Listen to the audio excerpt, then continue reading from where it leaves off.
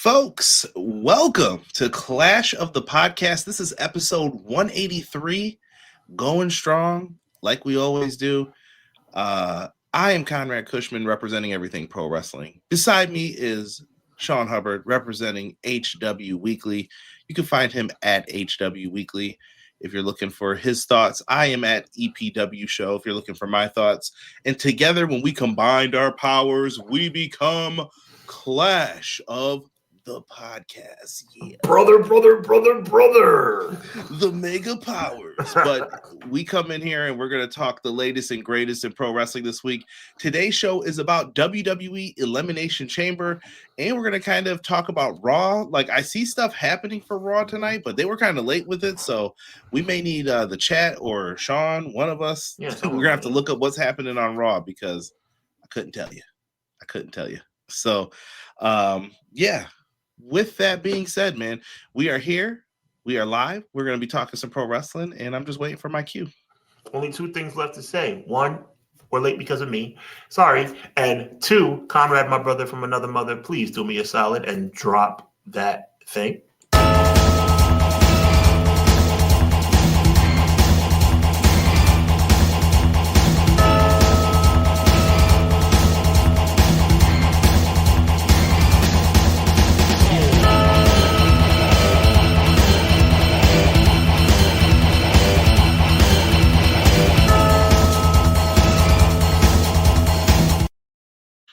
What is going on, everybody? Much appreciated. We're going to jump right into this. We actually have a lot of stuff happening today, so we're going to get into it. And I'm interested to hear Sean's thoughts because we didn't talk fully about every single thing that has happened thus far. I was sitting up here trying to navigate getting ESPN Unlimited that I deserved for 6 months, and they tried to do me dirty. Don't let the ESPN Unlimited do you dirty. But if you're in here, do us a favor, man. Hit like right now. It's the fastest way to support us, and it's free. It's just a click. All you do is done. You're through with it. Hit the like button. Yeah, real quick, I want to say this is not me promoting anything, but I don't want anybody to feel the pain that I felt last night going through like 5 hours of customer service to get what you. I'm going to say this one time and one time only because until they pay us, they're not going to get the full shebang. But I will say this. If you have Verizon Fios, you get ESPN Unlimited for free. Do not let anybody tell you otherwise. Conrad had to get me to buckle down. Shout out to Joel. Joel had to get me to buckle down and go for mine, bro, because I was ready to give up. So if you have Verizon Fios, do not allow them to not give you ESPN Unlimited for free. We are not affiliated by any way, shape, or form with ESPN. Right. Yeah, so we'll do that though. Yes. Yeah, like make sure you know. That's the last time we say that. Yes. Fight for your rights. You know. There you go. That's a good way to put it. Exactly.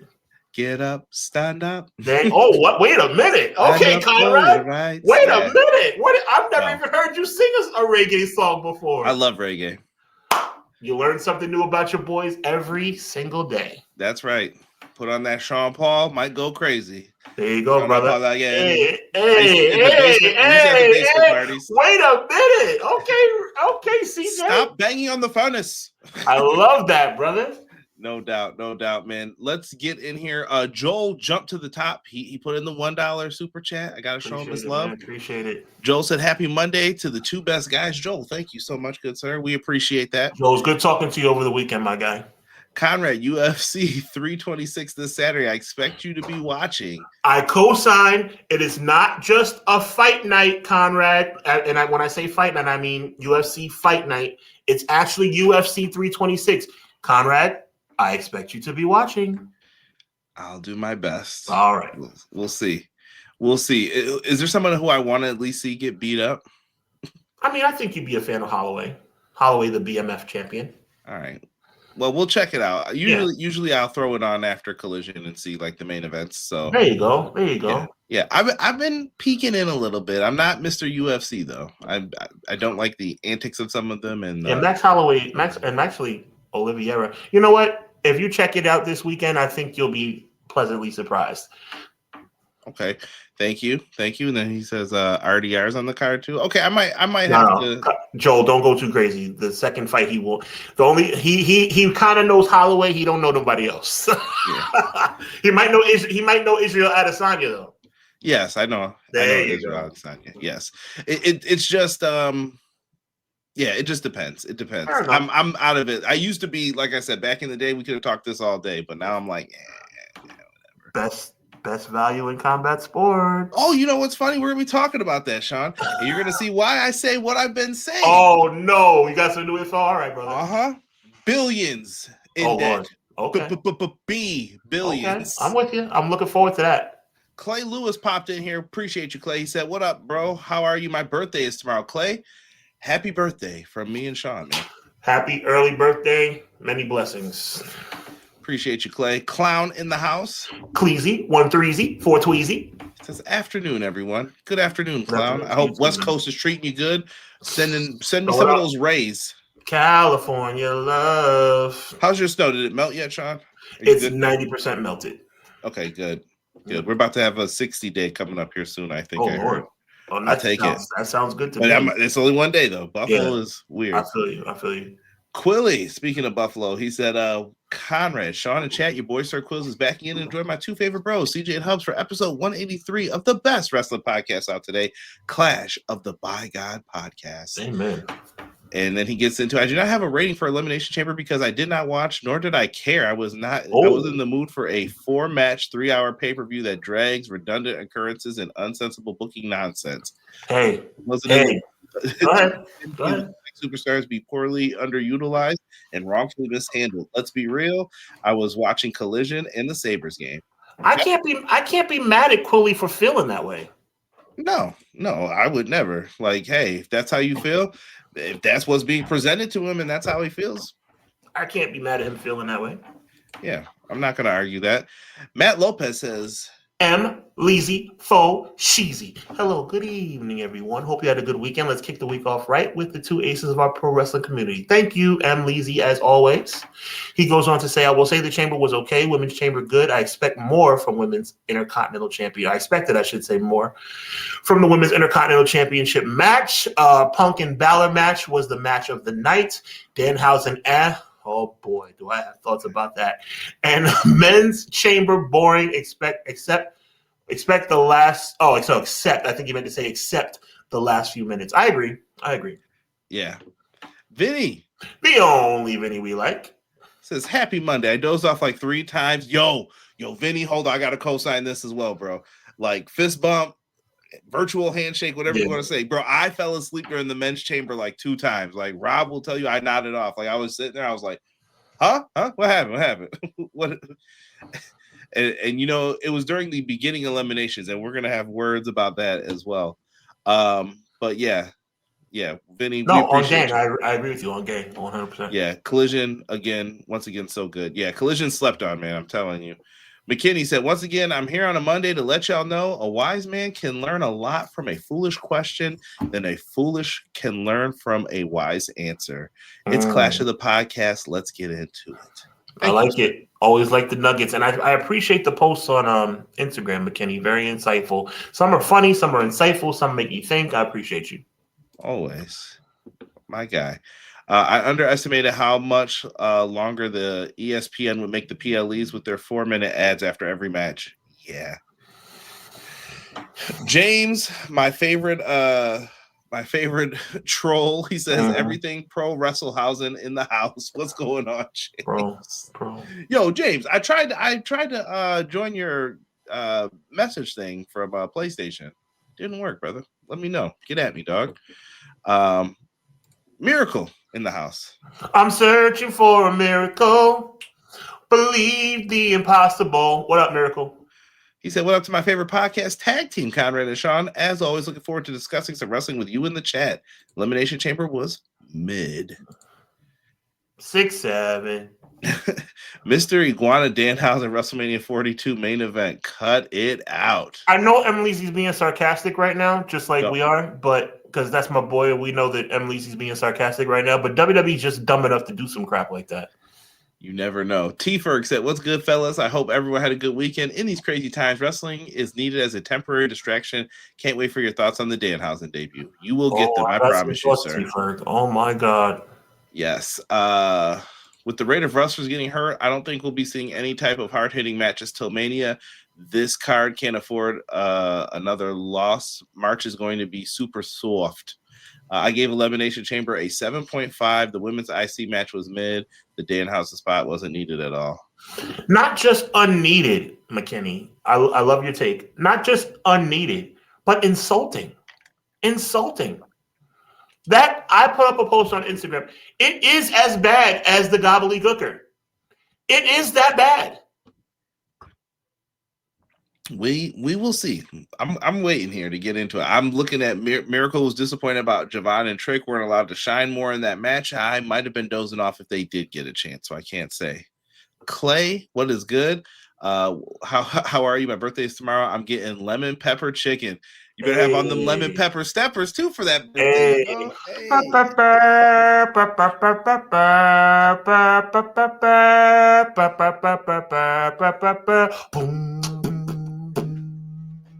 This is gonna be like the 2K version because we can't say it because someone else owns it. Yo. Yeah. Yeah. Got more punch in a bowl of juice. Like hey. It's on the FAQ. You are affiliated with NWOP team, though. New world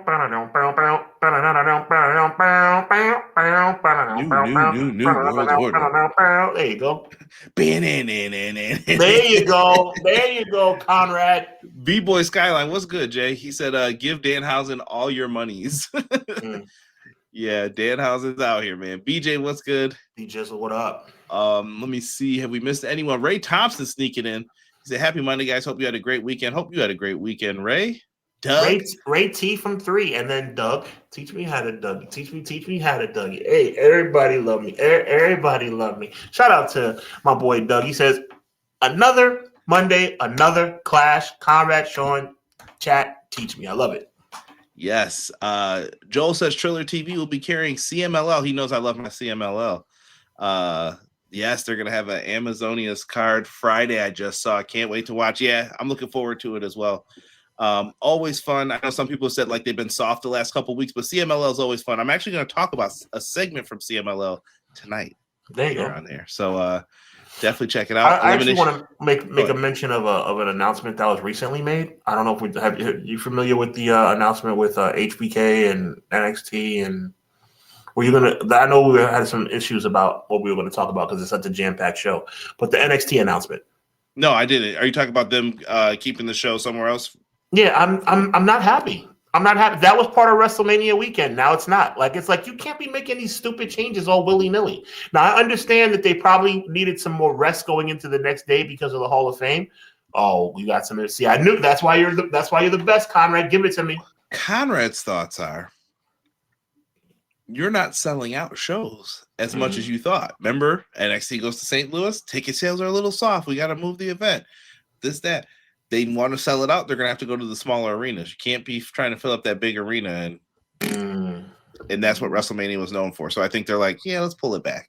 Are you disappointed? Because I am. Are you disappointed that NXT will not be on that Saturday afternoon? No, I think that they've gotten wiser to their decisions with it. Okay, fair enough. I think when I went to WrestleMania 33, I went to NXT as well. And I thought NXT was so much fun. I had never been to an NXT pay-per-view at the time event. Or would it be a PLE because it was on the network? Whatever, it doesn't matter. I was there. I had fun. I enjoyed myself. And then I went to WrestleMania, and it was a big extravaganza. It was what it was. But NXT used to mean something, man. Sean knew. Back because I used to be excited for NXT. 100. I'm like, I better chill. Well, anyway, NXT will be 2 weeks earlier this year. Yo, Rob, chill. He woke up when I reacted to Logan Paul almost hurting Javon Evans. Yeah. No, that was bad. Yeah. That was bad. It looked bad. I'll tell you that much. Yeah, no one's going to WrestleMania next year, McKinney. If I see people at WrestleMania next year, I'm going to be looking at them sides a little bit like, you paid for this? Millennium Noob, man, what's going on, man? He said, I'm excited Rhea Ripley is winning the women's chamber. But the question is, where will that leave Io Sky? I'm guessing a match with Asuka, maybe. I don't know what they're gonna do. That's a big question. I hope they start figuring out the answers to tonight. You hope so. You'd hope so. Yeah. BJ said the rage I have towards WWE lately. So I feel you, man. I know I may be the minority, but I put my $30 and watched WWE for the first pay-per-view since the switch to ESPN just for the chance to see Danhausen. I know you're a big Danhausen fan, Clown. Nothing wrong with it. I'm curious as to the why behind it with Danhausen. That's why I'm really interested to hear that with Sean. Let me see here. I don't know if it's Fernand, if I'm saying it right. Fernando, maybe. Fernando. Zayas. Fernando, welcome. We appreciate you being here. Stay for the conversation, my friend. We'd love to hear what you have to say. I'm just making sure that I got everybody here. Did I miss anything else? If I did, someone put like 2 stars next to it, and we will get into it. And Fernando says, I'm excited to see Rhea put us out of our misery, ending Jade's title reign. Oh, Lord. We'll see. We'll talk about it. Let's talk the chamber matches, shall we? I still have the graphics up from last week. That's right, because they started changing participants. I'm sure it made Sean mad too. So guess what? I didn't update the graphics because if you don't care, I don't care. And, I don't even know why you mentioned it. Everybody knows you are up on top of things. The reason why you don't have it up is because WWE are idiots. See, I don't know why people don't have comfortability in saying WWE are morons. I don't have a problem saying it. It rolls off the tongue. Clearly. Check out Sean's shorts for more. Oh my God. And my article about the predictability of the upcoming SmackDown. Yeah. Idiots. It's Stevie Wonder can see what's coming this Friday. Good old Stevie. Yeah, I mean, we know what's about to happen. Him and Ray Charles were like, I see that coming. Yo, chill. No, I mean that's please. Now, I did the Stevie joke a couple weeks back, but Ray Charles, we gotta chill. We love Ray Charles and Stevie. Rest in peace, Ray Charles, and long live Stevie. But let's call a spade a spade. How predictable can WWE get? Everybody knows it's gonna be a daggone fatal 4-way. Please. She take my money. Yep. All right, there you go. There you go. Yeah, this chamber match was very weird. My great prediction of Alexa Bliss went up in smoke real quick. They had Asuka hit the mist and ruin that very quickly. I was surprised by that. And Sean, your girl, Raquel, they made her, she was looking like a beast in there. For a second there, I was like, they might. Yeah. He might do it. This is coming from the guy who has one of his top videos is about him yelling about her smiling. Mm-hmm. Well, because she was annoying, but now that she stopped smiling, you see how good she's been doing. Sean called for the heel turn, and now he's happy. Stop smiling.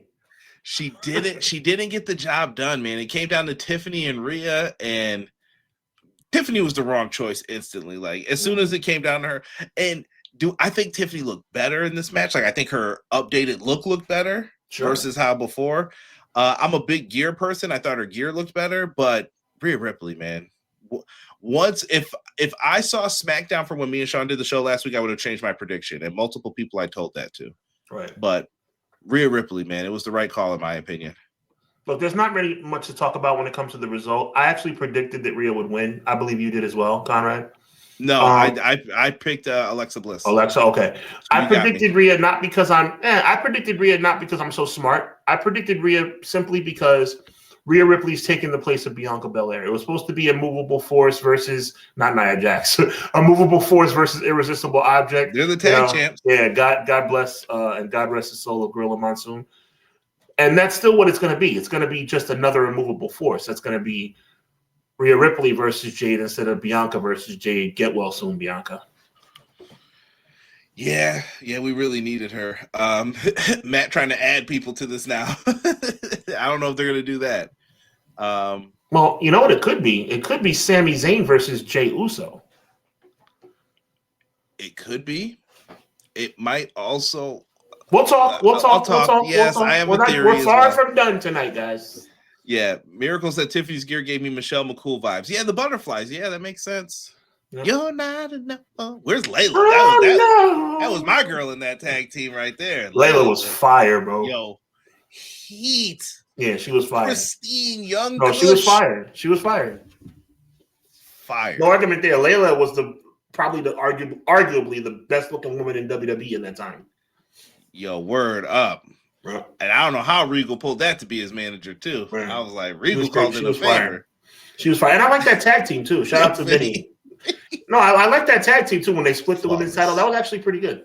Yeah, for sure. Yeah, look at the chat. Look at this. We're having a moment right now. Quilly knows what's up, and so does Vinny. Like, yo, I'm not going to go too deep into it. You know, shout out to my girl. Love you, but Layla was fire, bro. You're not enough for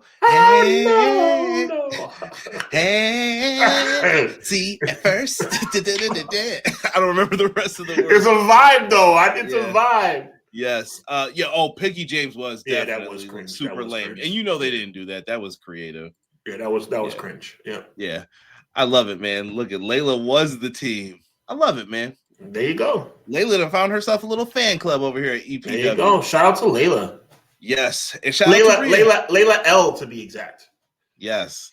Rhea Ripley, man, she's going to WrestleMania. She point at the sign, get your fireworks off, do your thing. It happened. I think it's the right choice. It does make WrestleMania probably to some feel very ho-hum, like, oh, okay, we're doing this again. No, and you know what? From a perspective of somebody who always gives WWE a hard time, I'm going to be fair and say that I like this choice because it is a Bianca replacement. And, I mean, we're all speculating, but we all thought that would be the match, Bianca replacement.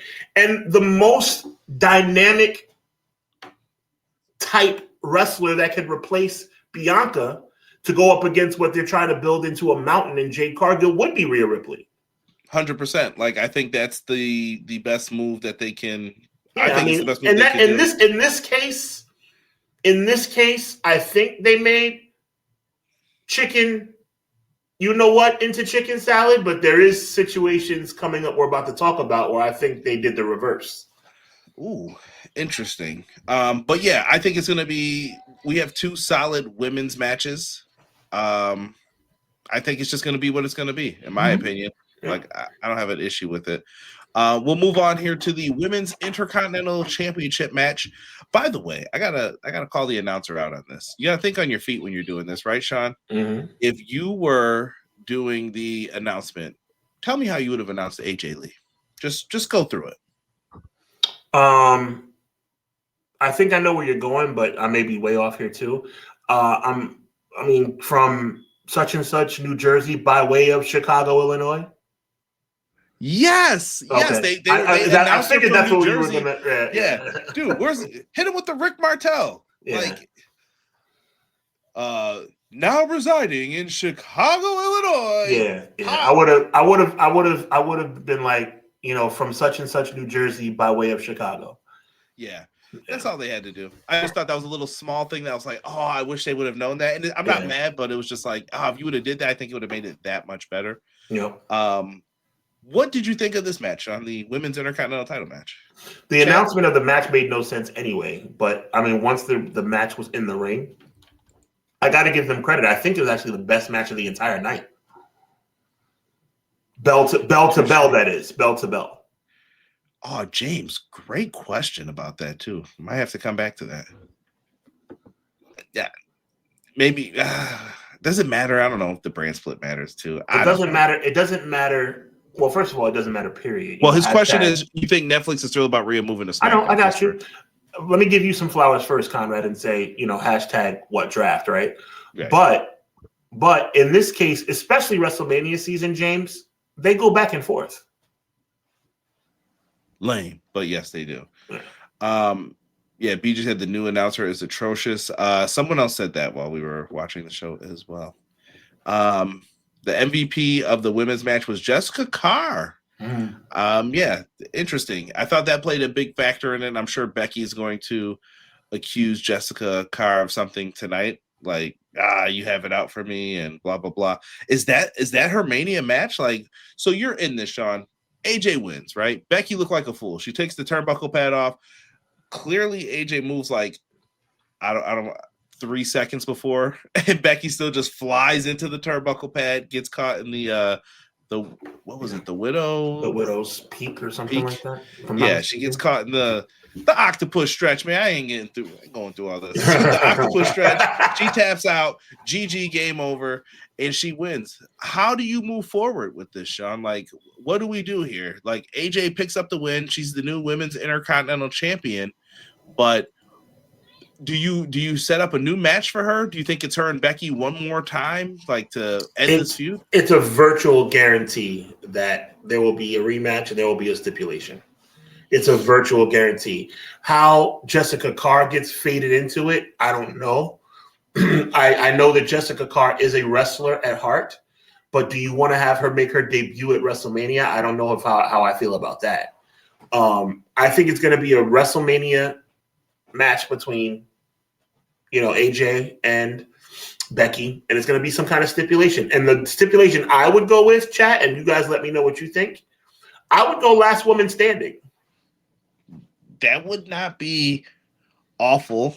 When's the last time we had a last man standing match at WrestleMania? Have we? That's a good question.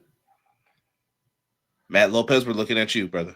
Yeah. Emily, this is your thing, bro. Yeah, let us know. Had they done one at WrestleMania even? Yeah. Joel feels different about Mark Nash. He says he's amazing. He called Top Rank for years. I think he's excellent. Man, Dave Meltzer was heavily criticizing Mark Nash as well. Didn't know that. Rhea is just visiting like Bianca last year. Yeah, just showing up. Yeah, pretty much. Let me see. So Ray saying Becky versus AJ in a cage match. Ray Thompson makes a good point. Last man standing, I admit, was a little bit ambitious on my part. Last woman standing. I think cage match might make sense. Yeah. But the bottom line is I think we all agree, Conrad Cushman, that there has to be a stipulation. Yeah, it's the final match in the feud, I would assume. But then again, like I said, I could see this like you build to a match with maybe Becky. Maybe they have that much confidence. Jessica Carr used to be a wrestler. Like I'm about to just put y'all on game. I just said that. No. But I'm telling y'all that she trained at the Dudley Boys School. She's been in matches on. Was it Evolve? She did matches. Evolve, yeah. She's wrestled before. Like you guys know this. Is she bad? Probably not. She made it to WWE. I don't think there's any issues with it. But I have a big problem, and this is just a personal thing, Conrad. This might be one of those times we say, Sean, calm down, relax. It's not that serious. Thank you, Matt. Thank you, sir. I have a big problem. Chat, let me know if you agree. And again, I'm going to repeat myself. This might be one of those moments where you say, Sean, relax. It's not that serious. I despise, and that's a big word. I despise people making their debut at WrestleMania. I don't think it's acceptable at all. There is no way with the way these men and women work hard. And this is me. This is coming from a WWE. I don't like WWE, but the wrestlers have nothing to do. The wrestlers are the talent. I despise the idea of somebody coming off the street theoretically and getting a wrestling debut at WrestleMania. It's unacceptable. Fandango. I like Fandango. Fandango, Lawrence Taylor, like whoever, bro. I don't like it. What about From Parts Unknown at WrestleMania 12? Yeah, Hunter. Yeah. Oh, well, I mean, that was stupid, but that wasn't his debut. I know, it was like it was his re-debut. Okay. Yeah. So that you're cool with, just not. God rest his soul. I'm going to say God rest his soul 3 times so people don't think I'm being mean. God rest his soul. God rest his soul. God rest his soul. I was never a fan of anything the Warrior did. Yeah, prime example right there, bro. Like, that was so silly. Pay your dues type stuff, Hub. I agree. What about Bad Bunny? Miracle? That's a tremendously good example. Let me explain. And I'm going to say this very, very clearly. Bad Bunny did a great job. And Conrad, pay attention to this, my brother. Bad Bunny did a great job at WrestleMania 37. But the fact that he did a great job doesn't change the fact that I think nobody should make their debut at WrestleMania. Does that make any sense? 100% makes sense. Thank you, brother. It's a fair statement, I think. Ronda Rousey, another good Yeah, example. she did. And as much as we make fun of Ronda Rousey did good at WrestleMania 34. 4. Oh my god, I almost said 6. Yeah, yeah, she did good. But that doesn't. I don't think she should have. I don't think anybody in the wrestling industry should have their. Think about this, Conrad. Let this wash over you, my brother. Your debut at WrestleMania. Well, there's only one place to go from there. It's like, did we really think Fandango would have a great career after that? Like, really? I think Fandango was doing good till that concussion happened. Yeah, I think he was going to be Intercontinental Champion, but it didn't work out. And I think Ziggler would have been in the world title picture longer, but unfortunately, same thing happened to him. Mm-hmm. It was like concussion city after that for like multiple people. Yep, bad time. But AJ Lee wins. I give her credit for that match too. She definitely got a busted lip. I mean, I know people. It's not ballet, Conrad, but AJ went out there and she remembered what it was like to be in a singles match. So. Good for her. She is the new Intercontinental Champion. I hope they can tell an interesting story, and I hope she's around to tell an interesting story. That's my fear for a lot of this. Respect to AJ Lee, because she is a married woman. So what I'm about to say, I mean with the utmost respect. How can you still look just as good and just the same as you did 11 years ago? God bless her. No, God bless her, man. That's insane, bro. You know what's crazy? She's probably one of those people that doesn't like her own theme either. Even though the fans love the theme, she's probably just like, oh, this song. I think she's a little bit more hardcore with her music than. Yeah, that's what I'm saying. Like, yeah. That song did not feel like it was it to her. Yeah. I'm just checking back in. People are bringing up Lawrence Taylor. Yo, I love the LT match. I'm not gonna lie. LT delivered more than I thought with Bam Bam. Again, it wasn't bad, but to me, it's like WrestleMania, and not even just WrestleMania. See, I love LT. He's the greatest giant of all time. But the main event of WrestleMania, for goodness sake, I know Shawn and Diesel were tight. I'm sure they were, because that would have been Kevin Nash's only main event. But then again, thank God it wasn't the main event, because that powerbomb was atrocious.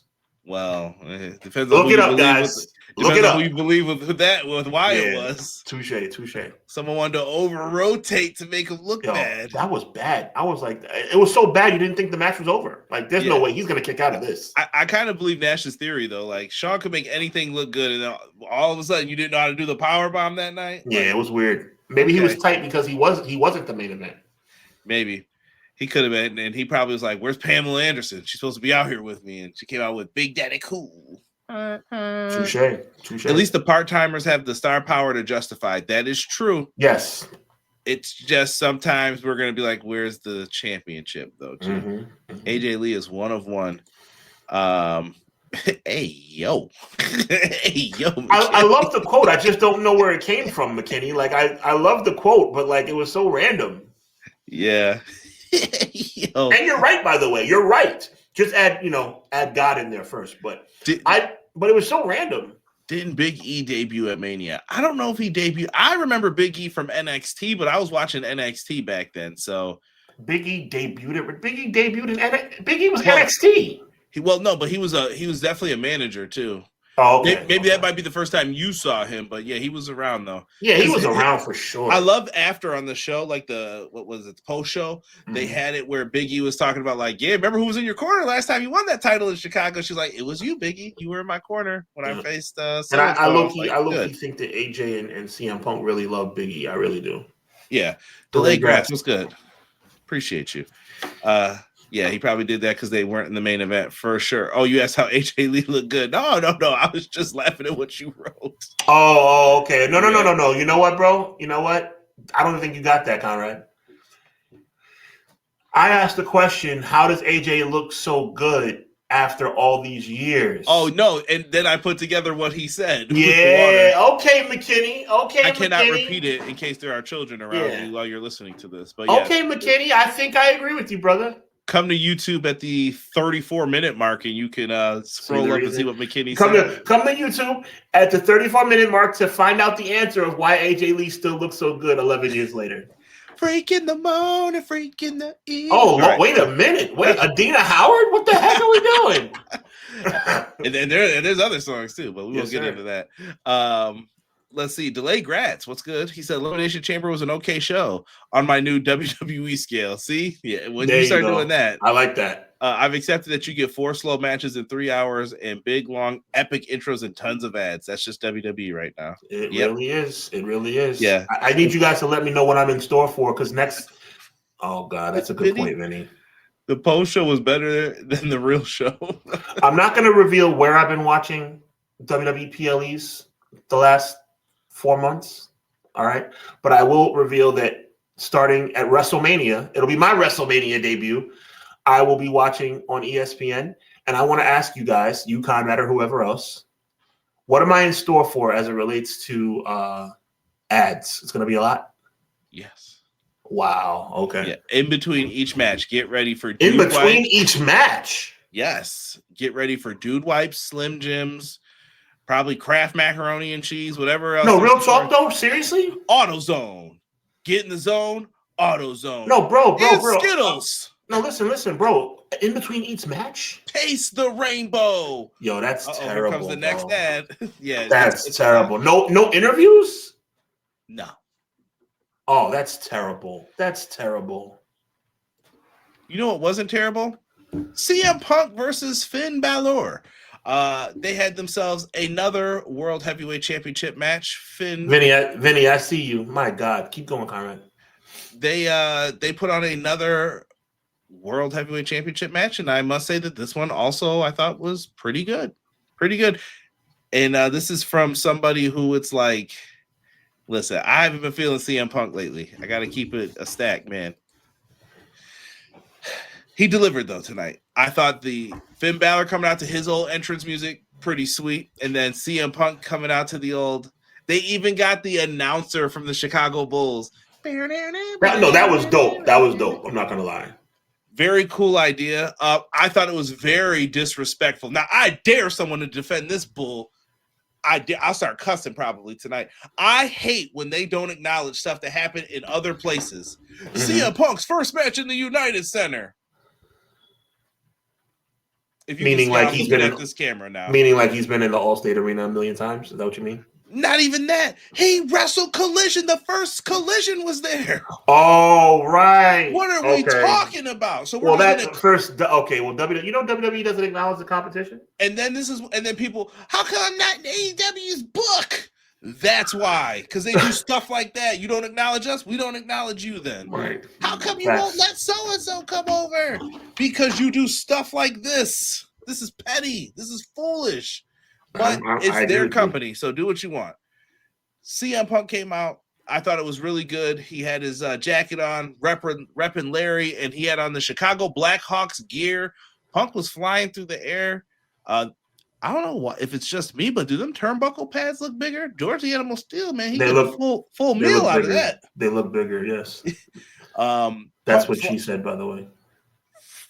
The full meal or bigger?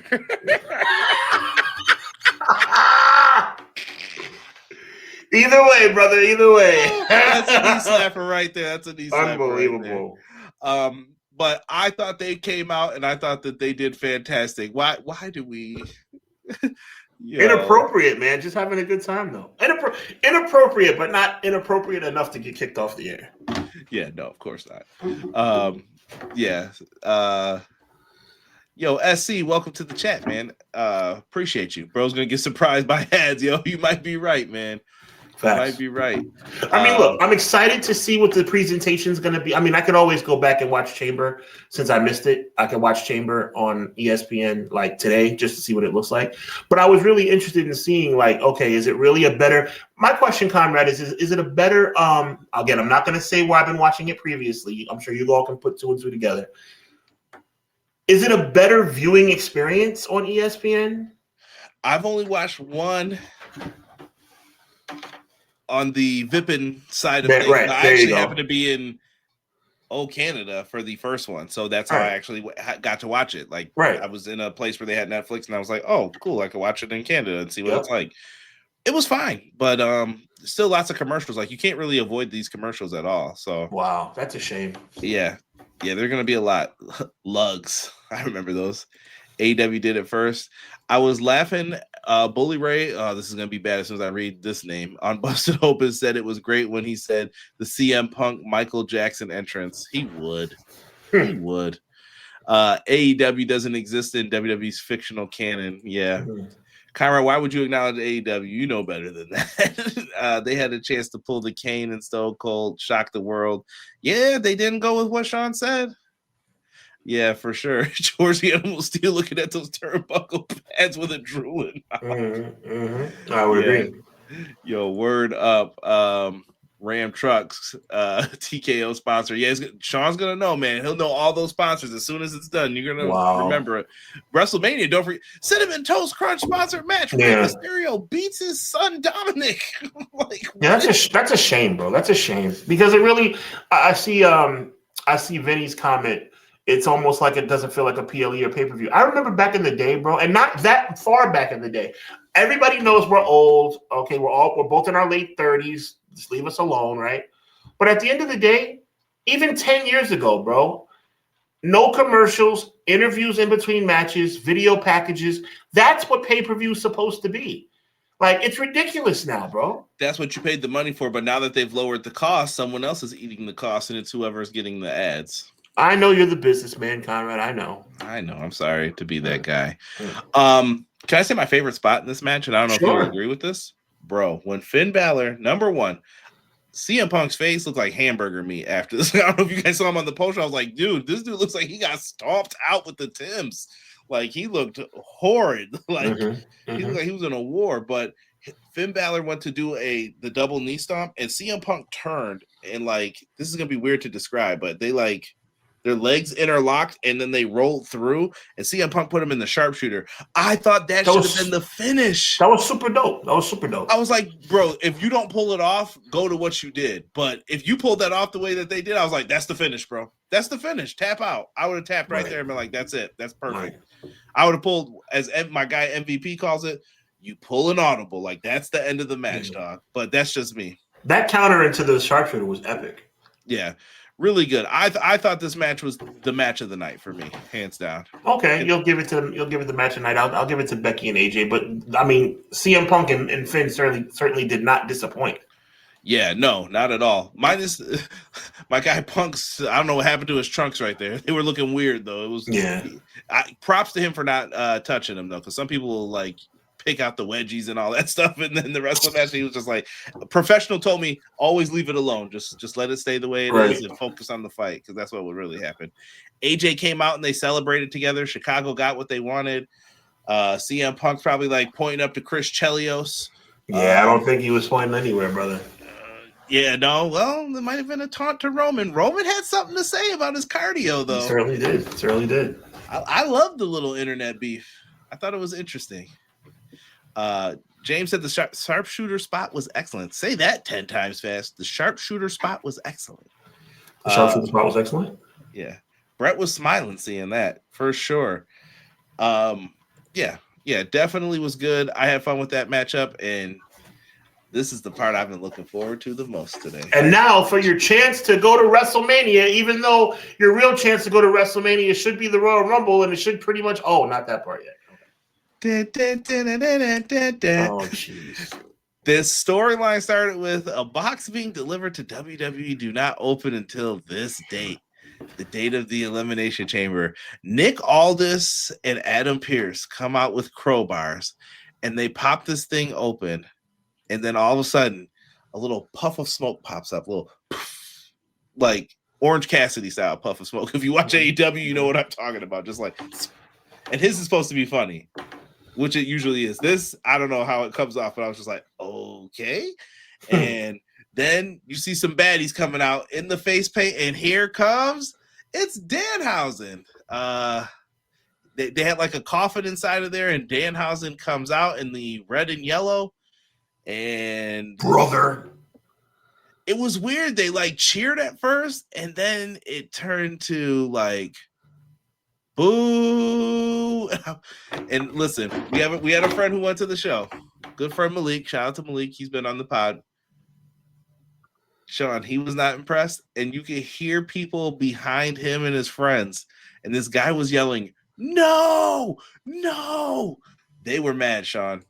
Now, I need the HW Weekly Sean Hubbard esteemed analysis on this, because you brought up the gobbledygooker. You brought up like some people have brought up the Shockmaster. I don't know if it's that bad, but this was what you want me to do is not go on a rant. You want me to actually give my journalistic analysis. Of course, at first, and then we'll get to the rant part if there is one. But yes, what did you think of this in total? Like when you watched it, chat, same thing for you. And I would love to hear why you guys think it's not working and it didn't work. This was insulting. It was insulting to the fans. It was insulting to people who were really paying their hard-earned money to see this show. You build this thing up weeks in advance to make it seem like there's a special attraction coming to World Wrestling Entertainment. This is WrestleMania season. The odds are that you're hoping there's going to be somebody that's going to seriously contribute to WrestleMania. For those that don't know, I was very, very, very young, too young to have watched the show live, but I watched it many times years later. WWE teased a tremendously large egg.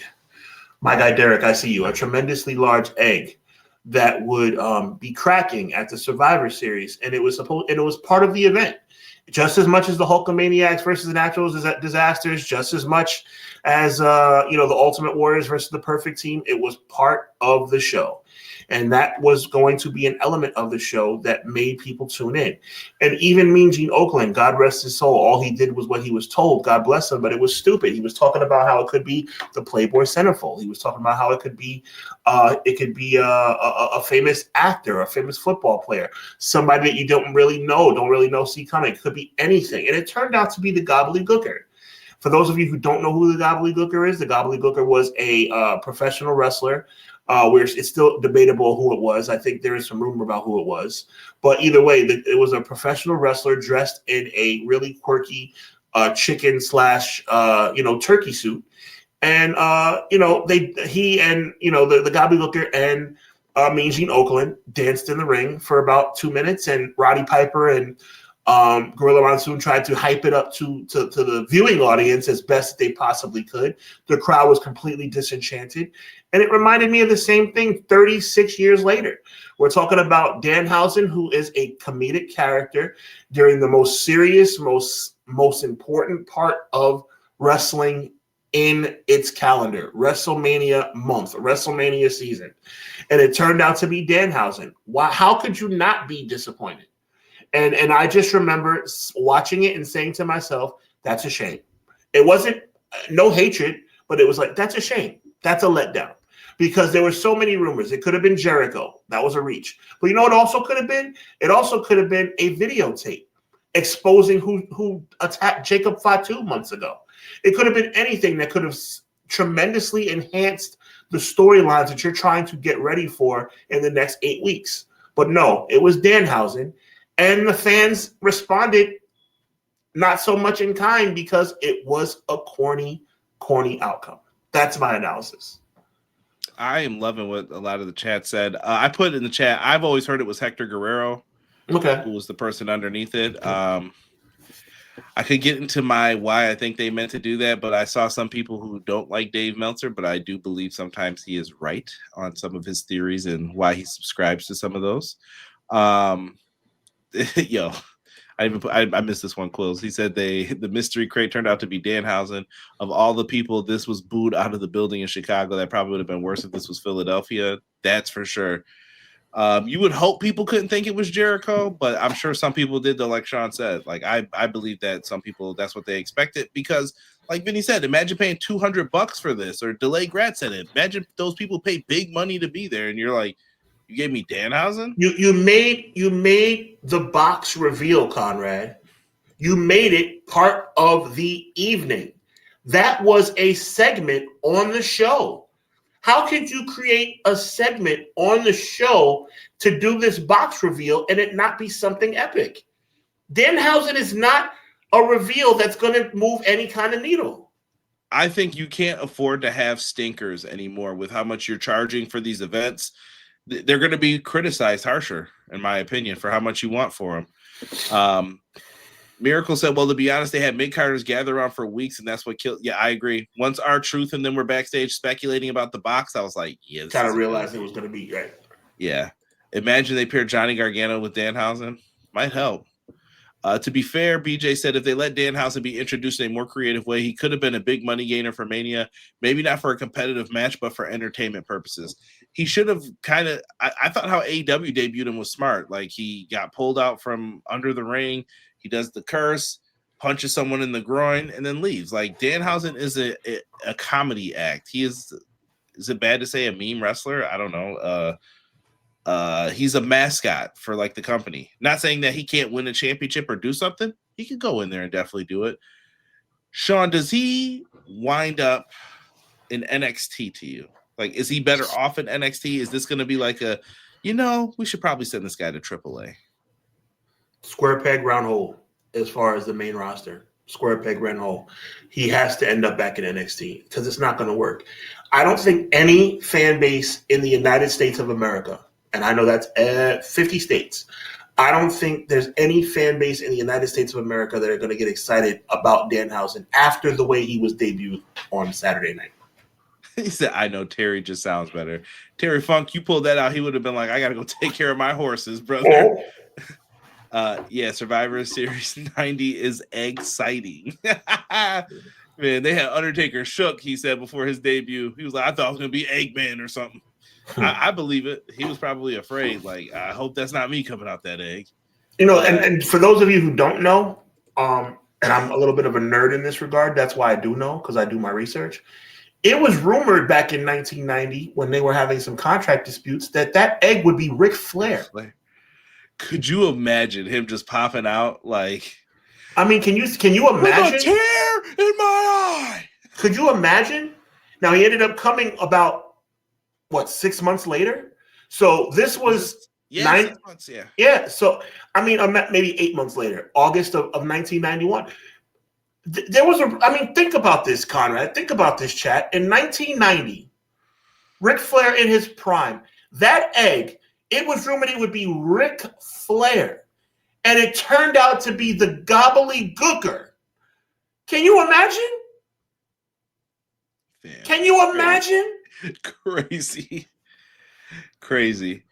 Danhausen has parlayed his comedy act for a big payday in WWE. He'll do well in NXT and AAA for sure.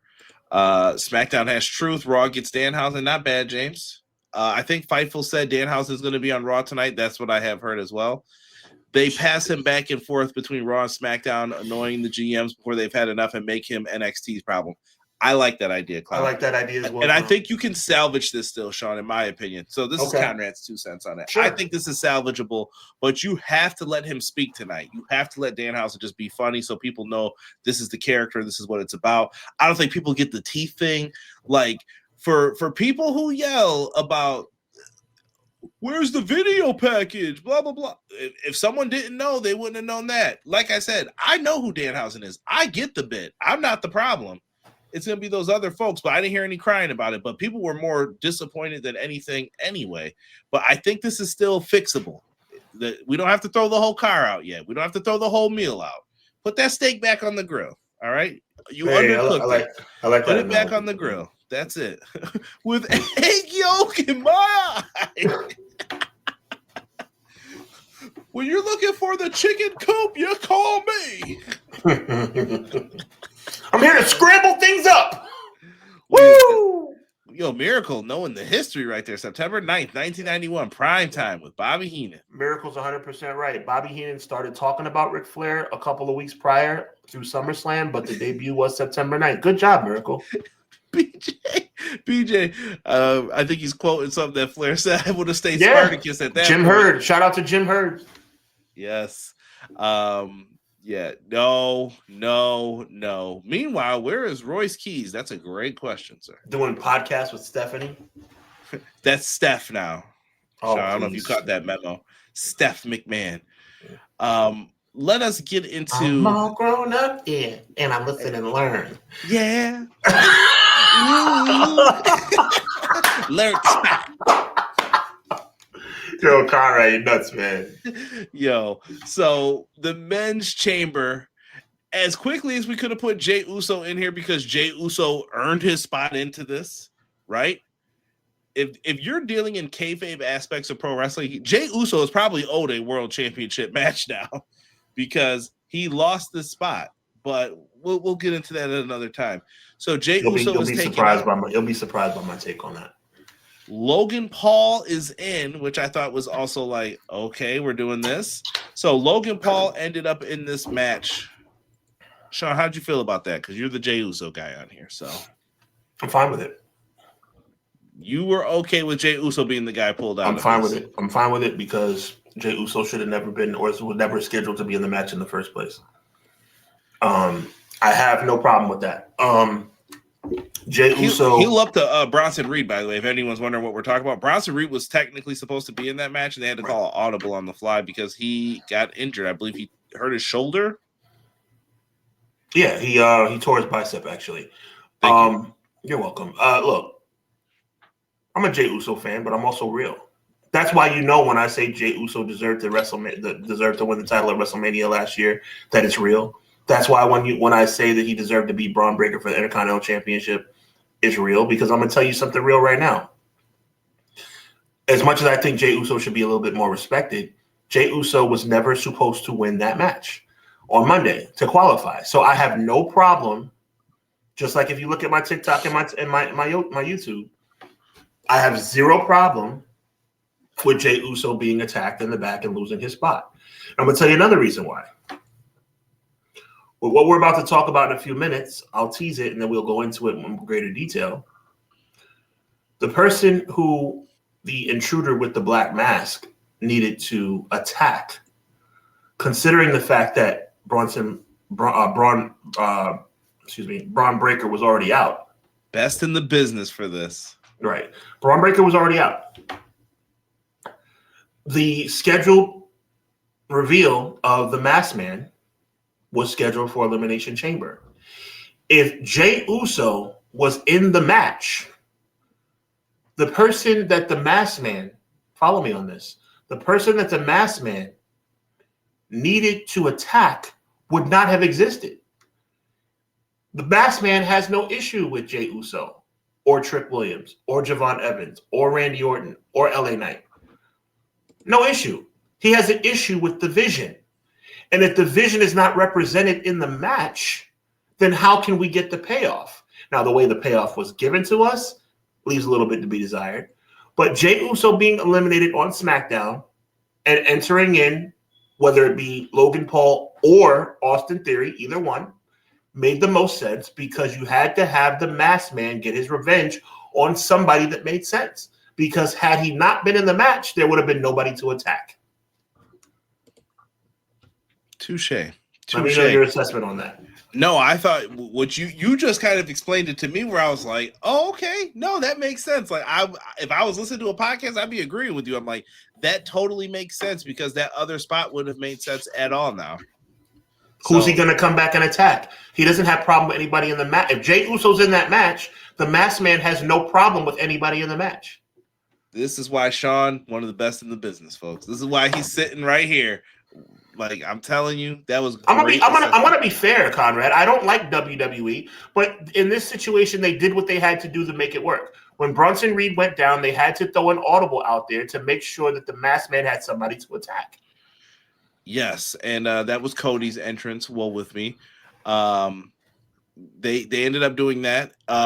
People in the chat seemed that they were more upset. So they were like, Breaker was technically supposed to be in it. Then Bronson got hurt. Listen, the Vision's cursed, y'all. Like, I don't know what else to tell you. Facts. Like, this storyline is cooked, and they need to figure you have dug a hole, and there's two people left, and you need to dig yourself up out of the hole. The problem is, once again, Austin Theory gets left behind. Heyman's got his beeline right where he could go. We saw him out last week. He's looking for a WrestleMania opponent. Paul Heyman go right back with Brock and be fine. Yeah, he has Brock, but we also saw him. We didn't talk about this earlier. We also saw somebody that had his silhouette standing in the shadows when CM Punk was doing his entrance. You didn't see that. You didn't hear that, did you? Mm-mm. Go back, chat. I challenge you, Conrad. I challenge you. Go back and watch CM Punk's entrance when he is standing in the back after he leaves his dressing room. And when he's standing, waiting for his actual music to hit after the Chicago Bulls music, the camera pans out, giving a little bit of a wider view. And in the distance, in the shadows, you see a silhouette of a man that looks a lot like Paul Heyman watching CM Punk before he comes to the ring. Interesting. Let me know, chat, if anybody else saw that. Yeah, please let me know if anyone else saw the same thing. Yo, TL, what is good, man? Haven't seen you in here in a minute, man. Whoever Brock Lesnar faces later on, we need the Beast Incarnate, not the Brockmaster. Just make Paul, in theory, make them the tag team champions. They might end up doing that. But to Sean's astute point, they did a fake out who the guy was when people grabbed him to lead to the real masked man coming in, hitting a curb stomp. It's Seth Rollins. Shockaroo. BJ's in here talking about it right now, and he said, can we talk about how lazy and stupid the booking switches were? If Bronson was that dominant, it works, but Logan Paul, shouldn't he have just had Danhausen debut there at that point? Also, my reaction to the Masked Man revealed, they're acting like it was so impossible to be Rollins, but like we all knew exactly who else could it be when it came to that story. Facts. I don't know. People love a mystery, I guess, and maybe I don't know. You're giving people an opportunity to let their minds run wild sometimes, which is good and bad in the world of pro wrestling, especially with fans, us as well. But yeah, they ended up doing all of that. I wish I don't know. How did you feel about Logan Paul in this, Sean? Like, did he what you said made sense, but I still feel like they went with what they were going to do with Bronson. Logan Paul still needs to polish himself a little bit more. That could have been a catastrophic injury for Javon Evans. I'm glad he walked away, but that was pretty rough. And LA Knight has really got to improve, or take that blind jump backwards onto the rope out of his repertoire. And by the way, Conrad, I just sent you something. Oh, okay. Let me see here. Email. Okay. I am checking it out. Staying on to this though. Mm-hmm.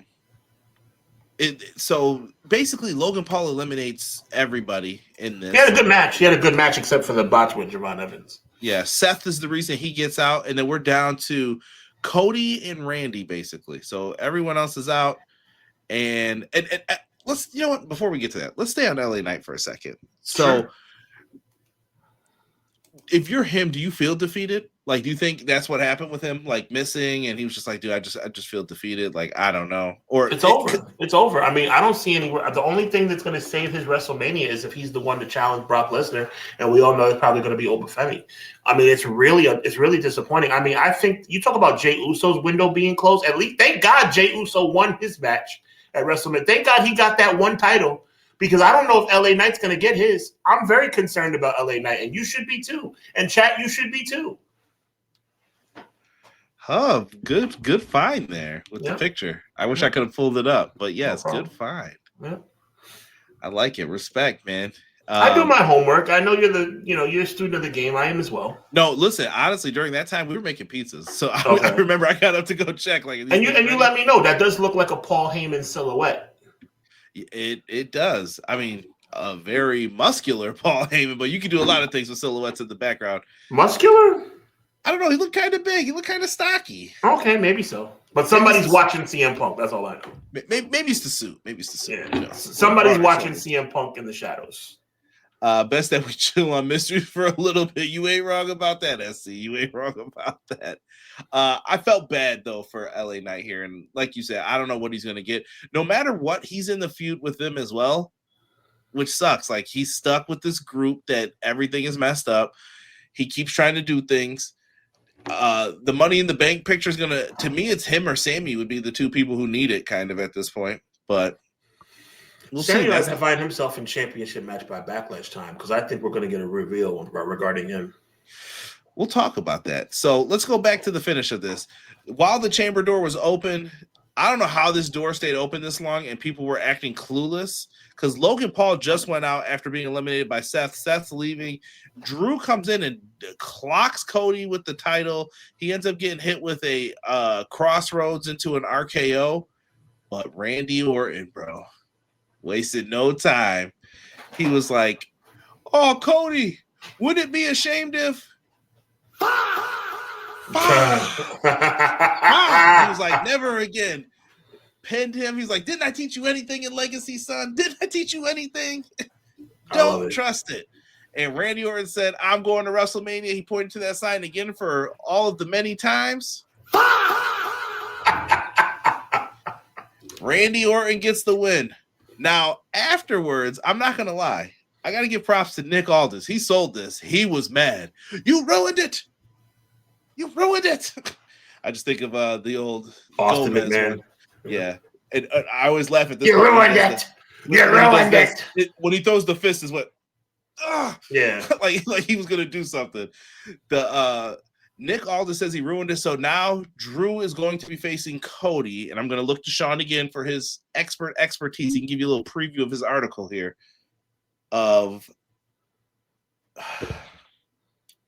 Basically, if Cody wins, he's going to be added to, or no, is it for the championship or is he added to the main event? It's for the championship. I got you, Conrad. If you go to hwweekly.com, you'll see the whole article, but I'll give you a little bit of a preview. It's about a 2-minute read. It's going to make your night because it's going to break down exactly the way the WrestleMania main event's going to play out for night one.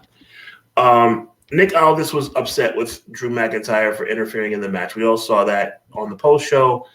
It was announced that Drew McIntyre would be forced to defend the Undisputed Championship, which is very disputed, by the way, but I digress, against Cody Rhodes on SmackDown this coming Friday. Thank you, Conrad. I appreciate you. So at the end of the day, you're going to have a situation where they're going to face each other on SmackDown. My prediction is not even that brilliant of a prediction. It's just common sense because WWE is that predictable. You're going to have a situation where Jacob Fatu is going to interfere in the match. The match is either going to end in a disqualification or a no contest. Cody Rhodes will once again be screwed because QB1 not getting a fair shake after his 87th opportunity. Drew McIntyre is going to remain champion. And Drew McIntyre is going to think that he's going to only have to worry about Randy Orton going into WrestleMania. Unfortunately, Nick Aldis is going to come out. Unfortunately for Drew, that is. Because I like Jacob Fatu, by the way. But he's going to announce that since Jacob Fatu wants to be bothered and interfere, Jacob Fatu is going to be added. And because Cody got screwed, Cody Rhodes will, again, for the 5th time, be added.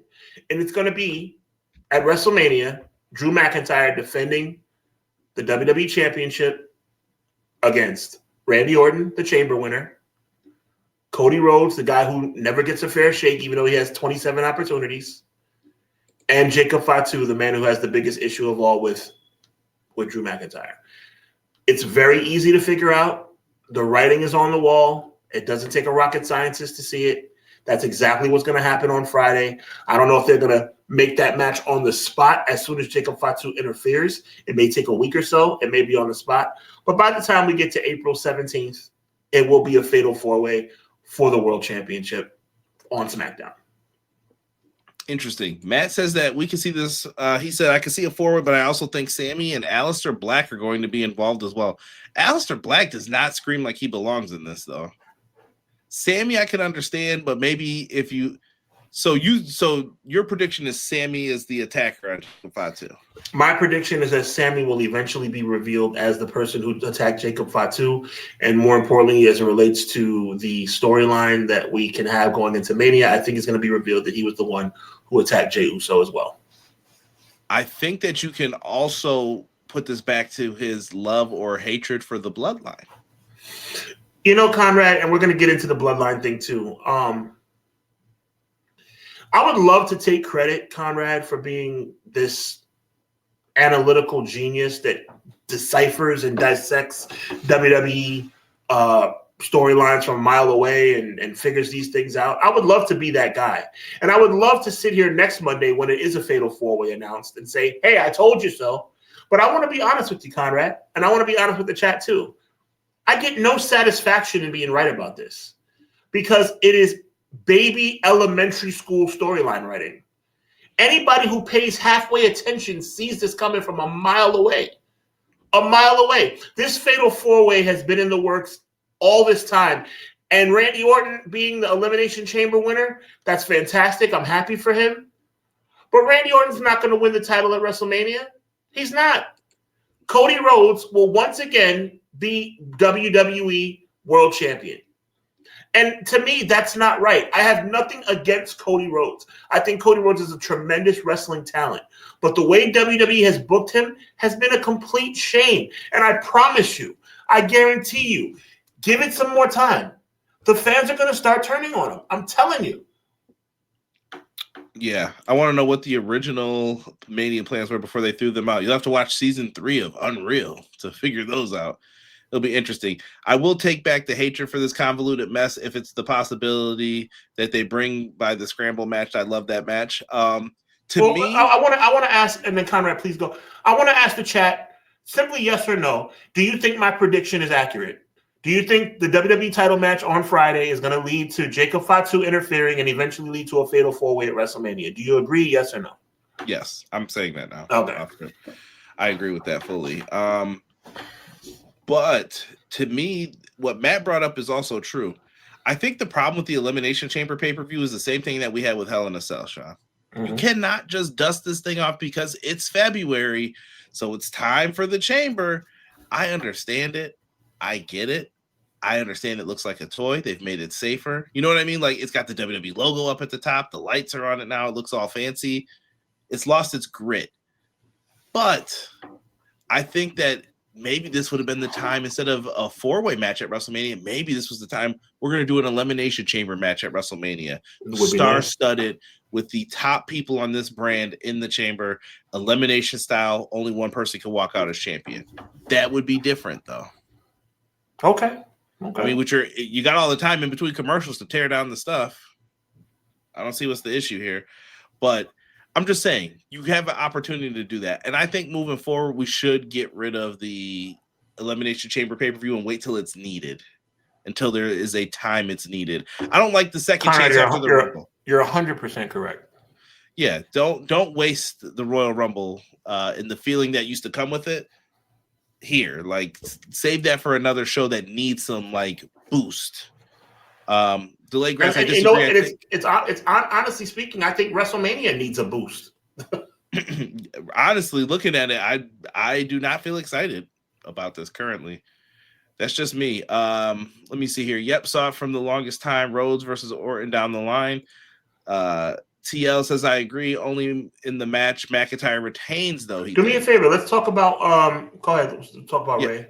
Yeah, Ray says yes, but they will delay and put off announcing the 4-way for a few weeks. Of course. That's possible. Delayed Gratz, I have no problem with the disagreement. I'm going to read Delayed Gratz's comment. He says, I disagree. A lot of people agree with me, but Delayed Gratz disagrees. That's fine. He says, I think Jacob interferes, so he agrees with that part, but causes Drew to lose the title. So there's going to be Cody, Randy, Drew. Well, no, wait a minute. Oh, so you agree with my entire thing. You just think that Cody will be the champion.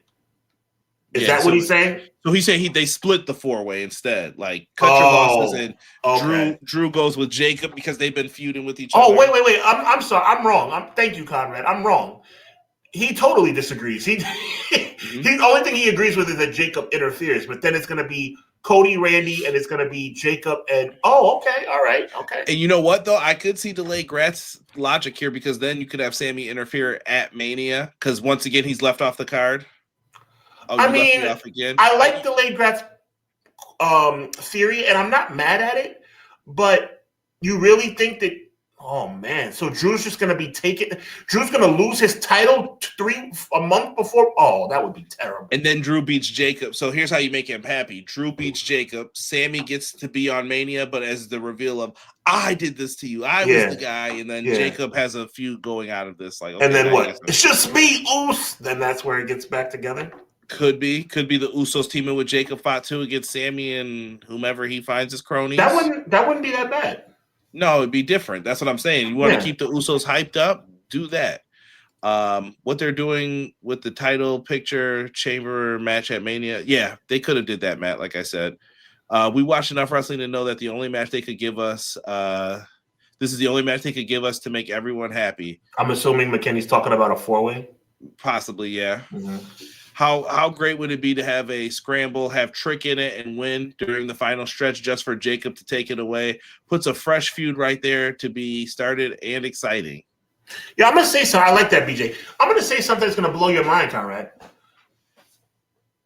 I agree, Vinny. Agreed, Vinny. Call it No Way Out. I think Jacob Fatu should walk out of night one as the WWE Undisputed Champion. I don't think it's going to happen, but I think Jacob Fatu should win the title. That would be good TV. I think we need something fresh. The question is, I don't know if Cody feels that way, and how does the company feel about Cody not being the guy? Because then you're getting into the territory of, well, you need to change something, Cody. Well, what do I need to change? Okay. Is it working? We don't see the sales numbers and all that, but is it working still? And with all this talk about Sammy, and I admit I'm being a little bit of a prisoner of the moment thinking about Sammy, right? We're kind of forgetting there's still a small chance that Cody was the one who did the attacks. Could be if you wanted to flip it. But that sounds like a good idea, so. Yeah. Yes. Yeah. Okay. We did have that right with the late grass. He says, I think there are 2 matches. Okay. This is an Unforgiven 2008. Sean, you want him to beat QB night 1? Wow. Please. Oh my God. That's good stuff. I like that. McKinney said, give me Randy for number 15. I think some people would not be mad at that. I'm cool with that, but I like Jacob, though. I really like Jacob. Randy's felt like an afterthought, though, since he came back. Like, he comes back, here's Punk. What has Randy really done since then? Like, my mind is foggy. Like, I don't really remember Orton doing a lot since he's come back. Be prepared to have your mind blown again, Conrad. That's why I give WWE credit. Let me tell you something. There's so many bad things that happened on this show, but they did get a couple of things right. They made the adjustment with Jey Uso, and I think having Randy Orton win was a good idea. Yeah. Now, the only thing I would say, and I'm going to ask you this question, I think the answer probably would be Logan Paul. With the injuries, there was 2 options. Jey Uso getting attacked and Logan replacing him. Jey Uso getting attacked and having Austin Theory replace him. And obviously, we can see the writing on the wall. It's going to be Seth versus Logan at WrestleMania. Would you have rather seen Seth versus Austin Theory? No, I think Seth should do a tag match. I'm just of that belief at this point. No, but we're not talking about – no, I agree with you, but we're not talking about what we want. We're talking about what it looks like it's going to be Logan Paul versus Seth. Yeah, I mean, that's it, unless you could get Braun back. I'm Okay. talking about Breaker. Okay. AEW Fan Hub, what's good, man? Never apologize. You guys are all welcome. Hop in. Let me see here. McIntyre should have retained and had the babyface run that was denied of him in 2020. You never know. That still might end up happening. But yeah, that was the Elimination Chamber. You know, I want to talk about this for a second. I'm being selfish. Go ahead. Where does my boy? Because you have to admit, I've been very fair about Jey Uso this evening. I agreed that him being attacked made sense. I agreed that him not being in the match made sense, right? I've been pretty fair. So now I want to be selfish. Where's my man going to end up on? Where's my boy going to end up on this show? Tag title defense at Mania. So nothing to do with Sammy. Nothing to do with being attacked. Not yet. I wonder if that's going to be the backlash stuff. Okay. You know, long. Because my girl was like, "Are you mad that?" My girl was like, "Are you mad that your boy got beat down before he got to the match?" I was like, "No." I was like, "But I want to know what's going to happen next." There you go. How do you feel, Sean, overall with this show, though? I don't know what to say. I would say it was a C+ show. This was a night of moderately good storytelling, some good wrestling, and a whole lot of patching together holes because of injury. That being said, I'm giving the show a C. And that's a high C because I think WWE did a good job as it relates to getting the injury situations, where they did the best they could. Because Seth Rollins was going to be in that trailer outside of the United Center no matter what. So we had to figure out who was going to attack, and I guess Logan Paul's the only one left. Yeah. And sticking with this WrestleMania talk, we did find out that WrestleMania, Saturday, April 18th, 6 Eastern time. The first hour is going to be on ESPN2. And then Sunday night, what are they telling you here? This is the real night. Yeah. 6 Eastern Standard Time, first hour is going to be live on ESPN. So I want to make a fun prediction that you're going to probably see the United States, and I'm not happy about this. On either one of those nights, the United States Championship is going to be defended in the free hour. And I think on the other free hour, you're going to see something like, I don't want to say the Usos because that would really piss me off. That would really piss me off. Finn and Dom, maybe? No, that would piss me off too. How about MFT defending the tag titles? Didn't it? Because I don't want to. Because my God, like how? Like can we make Mania special again, please? Whites deserve better than this, Sean. I'm gonna. You know what I'm saying? Mello. I'm not happy about this. Mello versus Trick because they deserve to be on the main show. Mello versus Trick, free, and MFT versus the Wyatts, free for the tag titles. Oh, you're saying they get 2 matches in? Yes. Okay. Cody is the Tom Boy while Roman Reigns is their usher. You gotta chill. Because I understood that reference. What if the attacker is Kevin Owens? I don't think Kevin's ready to come back yet. It'd be something different, though. That would be dope if that was the case, but I don't think he's ready. Yeah. Does this mean I have to flip between the actual channel and then the streaming app? No, you can just watch on the streaming app, I believe. Yeah, I just think it's for people who want to see it. Yeah, and I think it's in the illustrious smart words of my colleague and friend Conrad Cushman, it is a power play to get people to order Unlimited before the actual pay-per-view starts. There you go. Yes, thank you, Clown, for reiterating that. AJ Styles, Sean, I'm back with this photo again. They don't want none. They don't. They really scared because they can't really want none. Yo, Conrad, you've been on it all night, bro. Yo, shout out to AJ Styles, man. He called it a career in Georgia. I don't know why they did this, the dumb way that they did this. Like, it's just weird. But AJ Styles came out, and this is where he kind of took off the gloves. They had the whole roster come out. And I thought that this could have been an angle, but they didn't set up anything. AJ thanked his family, gave props to his wife, which I think more wrestlers should do. Like, people don't understand while they're on the road wrestling, there's someone at home dealing with the homework, the problems. And I'm just trying to remind you that these are real people too. Like, the homework, the problems. Daddy's bleeding on wrestling. Like, what's happening? You gotta get ready for this too, Conrad. When you become the biggest face in all the podcasting, man, you gotta be prepared. Yeah, you cut it out.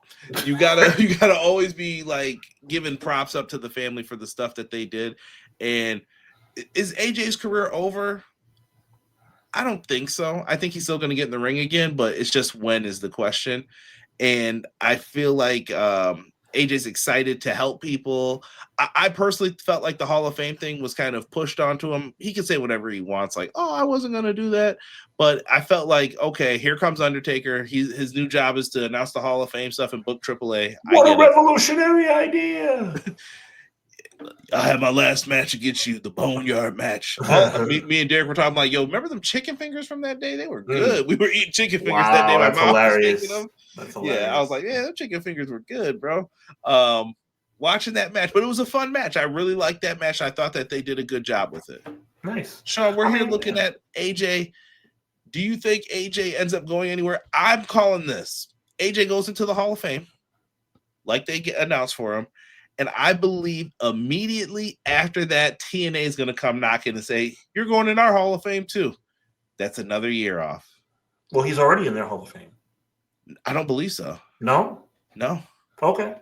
So I think TNA is going to come knocking and saying, Bound for Glory, would you like to be our guest of honor?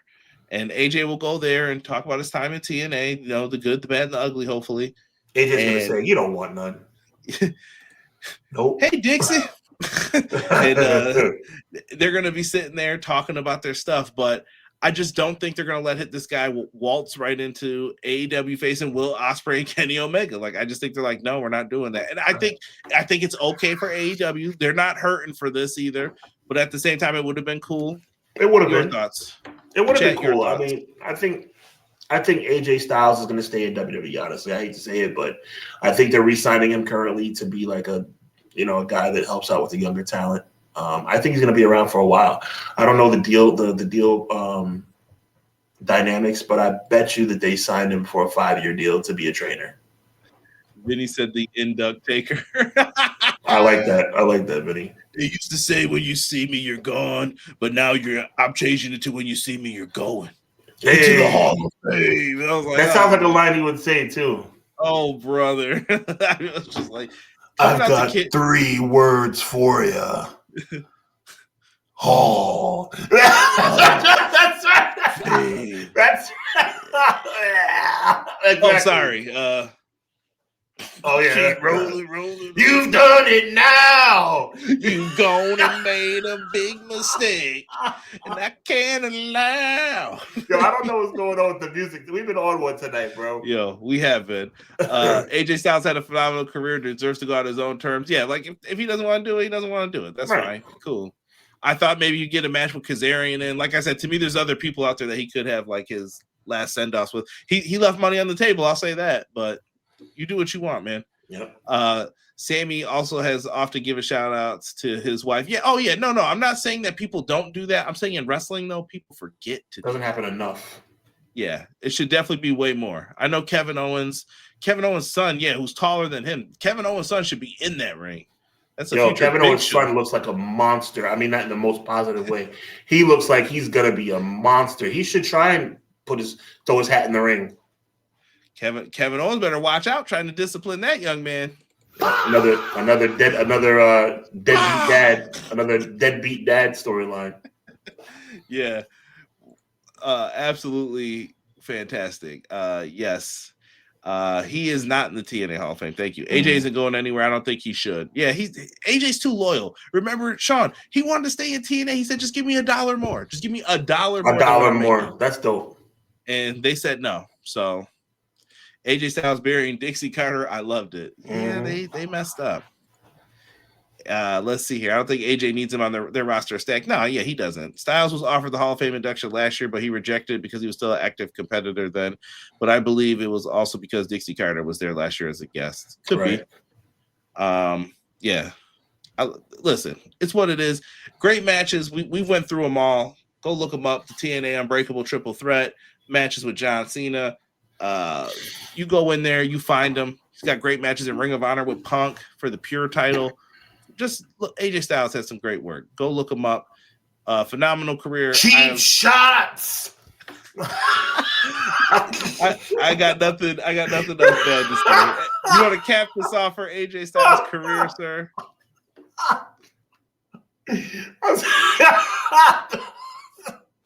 This guy right here. Things will never be the same. Okay, all I can think about are bad pay-per-view endings with Undertaker getting screwed and him having like the bike chain around his neck or something bleeding. Like, we gotta be better than this. All right, so no, look, AJ's one of the greatest to ever do it. I mean, one can only imagine. I'm not going to say wasted because his TNA days were amazing, but one can only imagine if he was in WWE 10 years earlier. But I don't think that's AJ Styles' fault. I think that's WWE's fault. And I think WWE got 10 years of AJ Styles, but I don't think they got their best 10. And I think AJ Styles, if we'd seen AJ Styles in WWE even 5 years earlier, but it's just a credit to AJ Styles. He got there in 2016. Past his prime, or at least on the back end of his prime, and still had a fantastic career. Hall of Fame is much deserved. I'm very happy for him. Yeah. And coming off New Japan, I think it made it even sweeter. It sweetened the deal for WWE.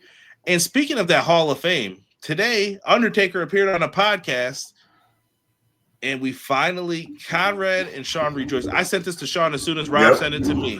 I was sitting at the gym. I was getting my pump on, and then I feel, wham. I'm like, who interrupted my music? Here comes the axe, and here comes the smasher. Weird, damn, but that's it. Yeah, listen, Rick Derringer got his money, bro. When I was playing that Legends and destruction, roaring and rain. When that song played on the N64 version, dude, the moment I ended that stream, Rick Derringer had the copyright claim on me. He was like, hey, I heard what you played. I want my monies. I was like, my bad. But Demolition is in.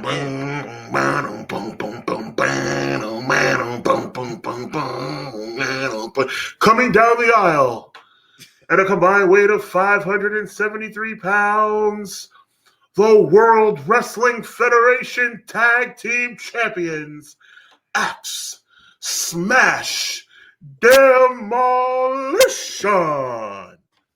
Well done. Oh. That gives me goosebumps, bro. Yo, Not even that. Conrad's going to share a funny Demolition story. Demolition can use this if they want. Demolition! Okay. Somebody already said us a thing like, book Demolition on your podcast. I'm like, I don't think I can afford that fee, brother. I already know what that is. But Demolition, young Conrad, let's go back to the age of 3-4 years old.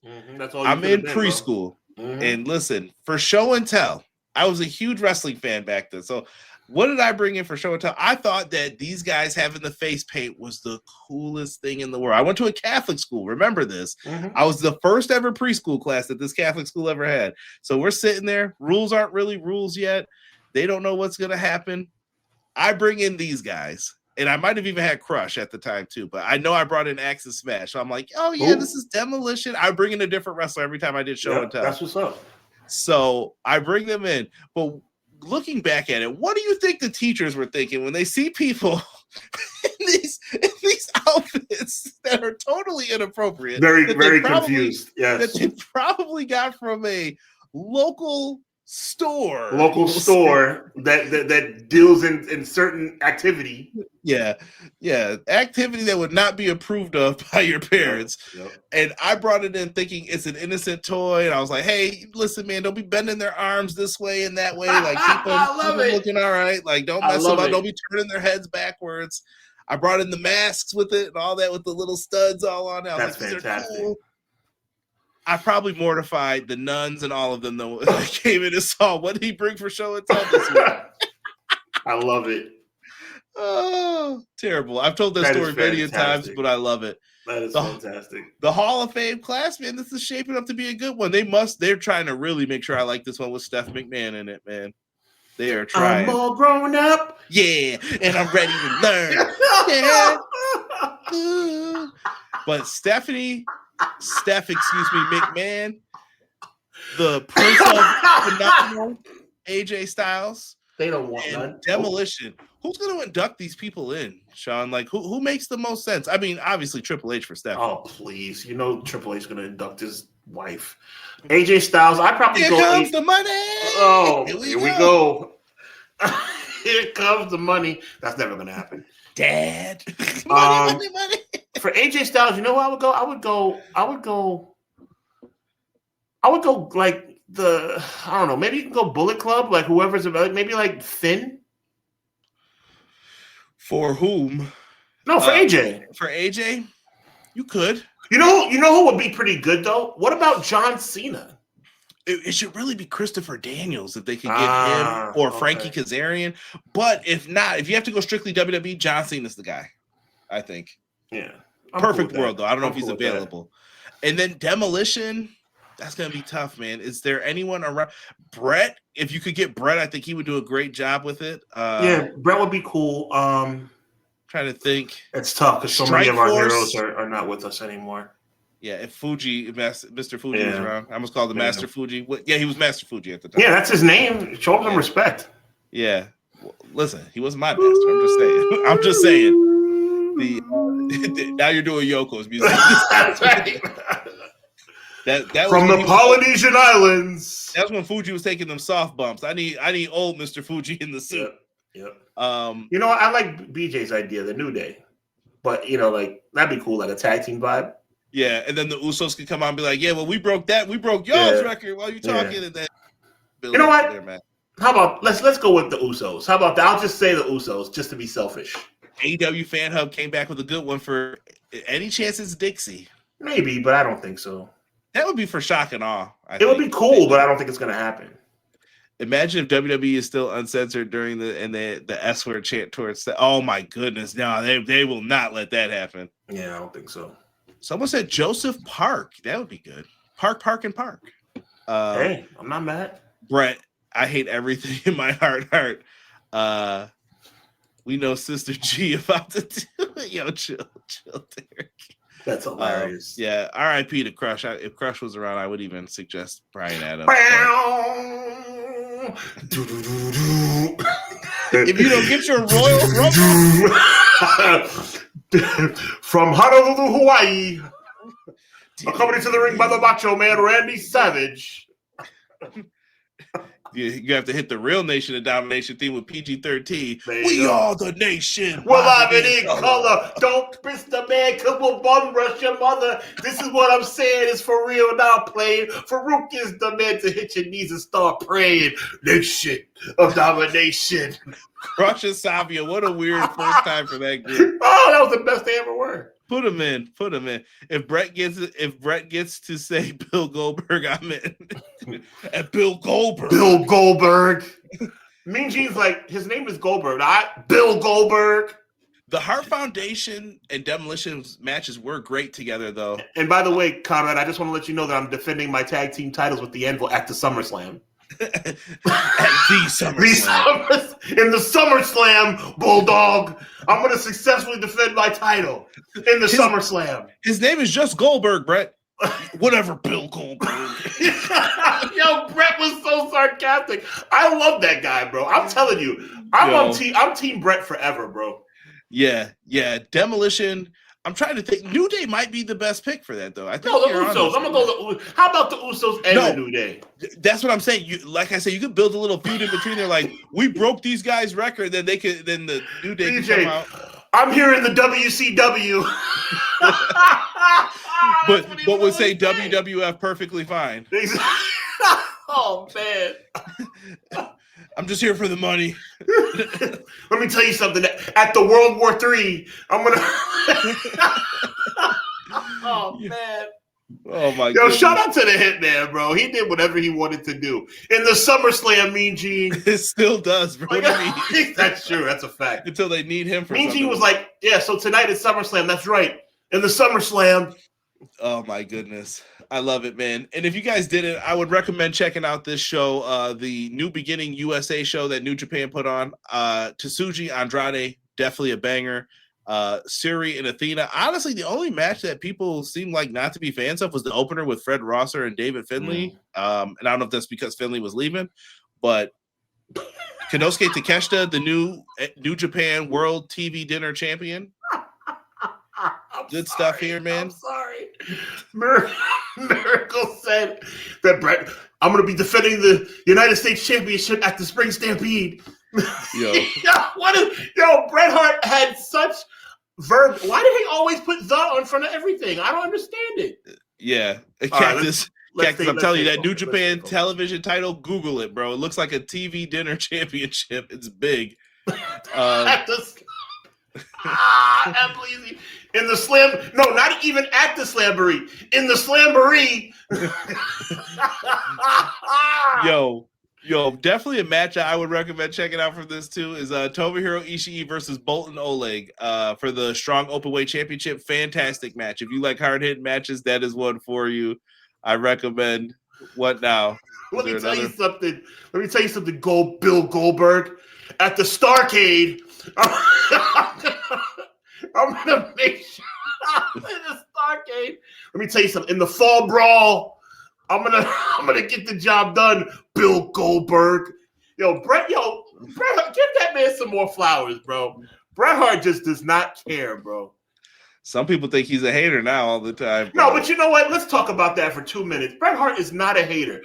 Is the fact that he doesn't like Triple H, is that really him being a hater? Doesn't that man have a reason to not like Triple H? Yes, 100%. So, what are we talking about? Like, this is silly. And the bad part is people are like, let it go. But I'm like, dude, Bret had tragic events happen to him for years. And he was just like, yo. No, real talk. You see how my face is? I'm being serious, bro. Like, he has every reason to not like that guy, bro.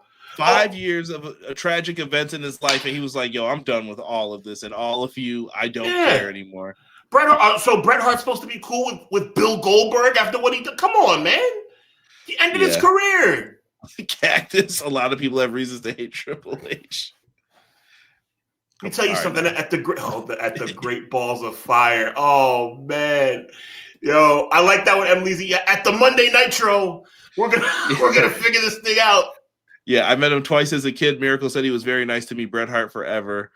BJ said he said it was a 4 out of 10. When he said that, dude, that is forever a meme. Triple H is wrestling 4 out of 10. I was like, but let me tell you something. And how real? Let me tell you something. Everybody talks about the eye roll from Vegas last year. Oh, that's some gangster crap, bro. At least he's real. You can't say Bret Hart's a fake person. Oh yeah, dude. I can feel the tension with Triple H and certain people. Triple H and The Rock and Bret Hart are the top ones. And guess whose side? Guess who were friends back then? Bret was telling Rock what to watch out for with them because he knew the games already. He did. He knew the HBK. I love HBK now, but he knew HBK and Triple H were hating on him. Yeah.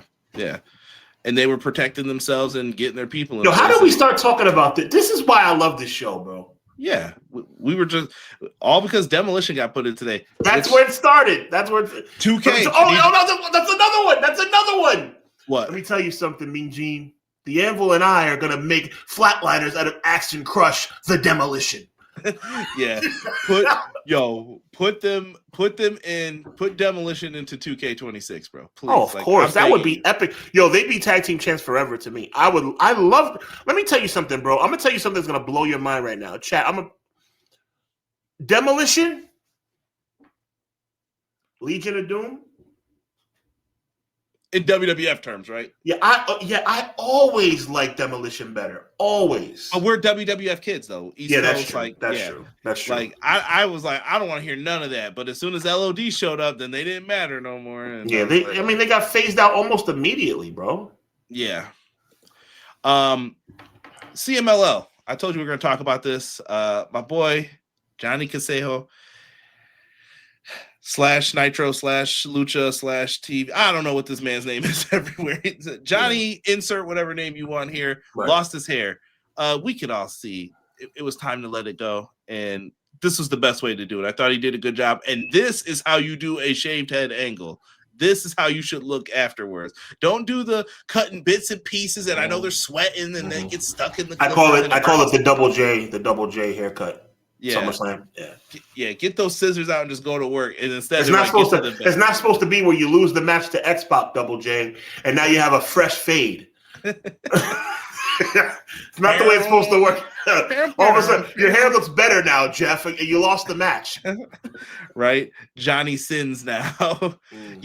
Yeah, Triller TV, Joe, I watched it on there too. Yo, fantastic show. Like I said, is it one of their top shows? No, but the place was packed. People were enjoying this, and I thought it was really fun. This and New Japan were on at the same time, and I was double screening it, bro. Super fun. Like I said, and I thought both shows delivered.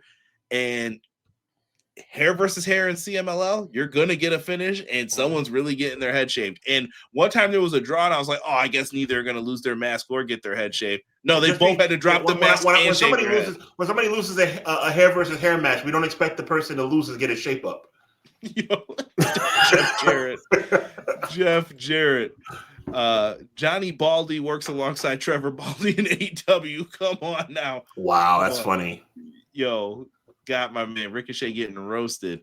And in late news that happened. Oh my God. I know you've been waiting on this. No, Netflix is backing out of the WB bidding war, clearing the path for Paramount to take over. This really affects more so other things. And Sean, we get into it about the Paramount thing. And I just gotta say this.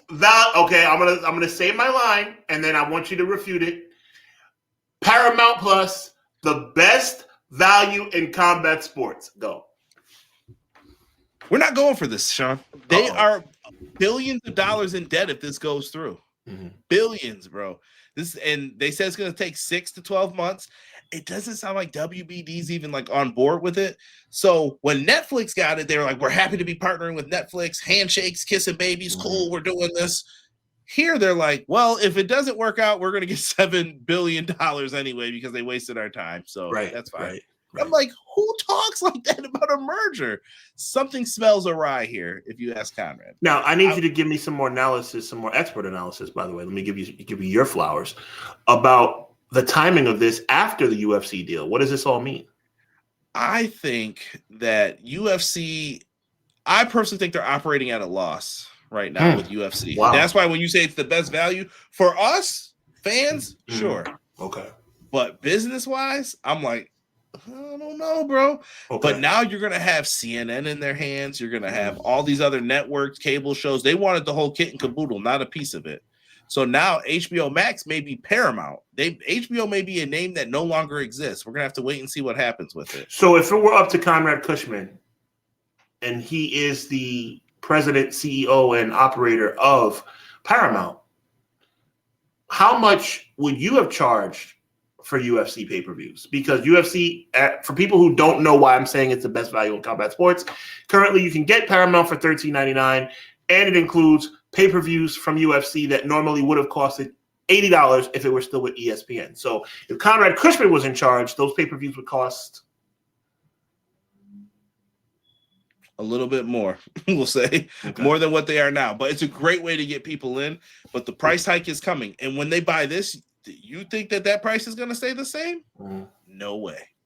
No way. A big point by Joel. In other countries, they still pay for the pay-per-views.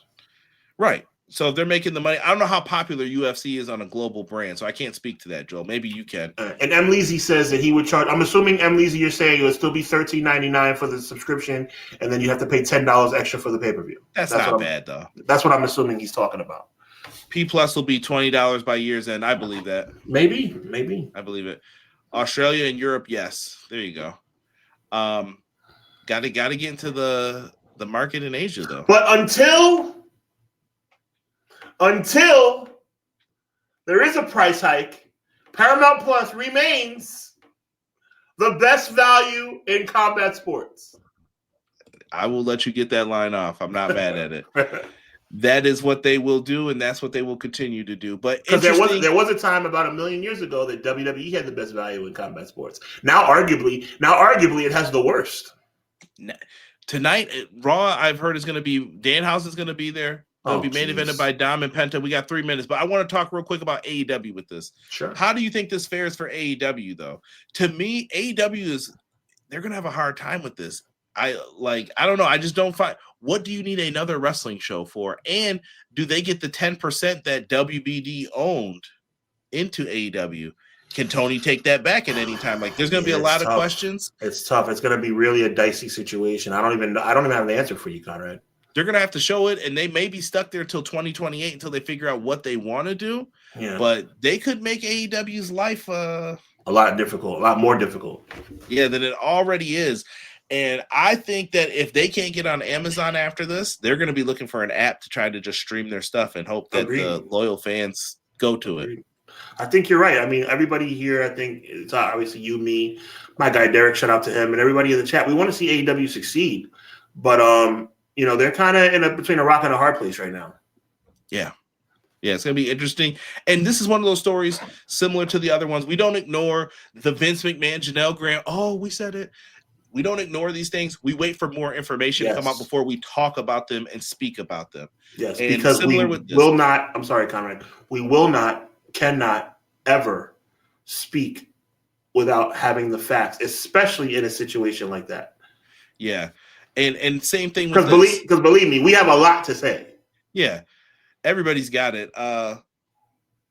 We'll have to wait and see, man. And I hear you, BJ, and I'll go to it for sure. Yeah, if they open it up, I would probably be one of those people too. But it's just how pricey is this going to get now. That's another subscription you need to have for it. It's going to make things difficult for them. All I say is this, in chat, agree with me or not. Conrad, agree with me or not. Charge me $100 a month for WWE, AEW, UFC, and I don't know, Zoom, the new boxing network on Paramount. Just charge me $100 for everything and DAZN, and I'm a happy camper. Sean just wants his combat sports, is what he's saying. You're daggone right, man. I'm tired of paying an arm and a leg for everything. Let me tell you something. This whole Verizon Fios thing that you helped me with last night, I mean, that's a blessing, bro, because I'm $29.99 a month for one pay-per-view is a lot of money. Well, we already pay for it. That's the difference. Yeah, touche. I already pay for this. Cut it out. My God, bro. That's why. Why do you think I get so excited about Paramount? $13.99 for a pay-per-view? My God.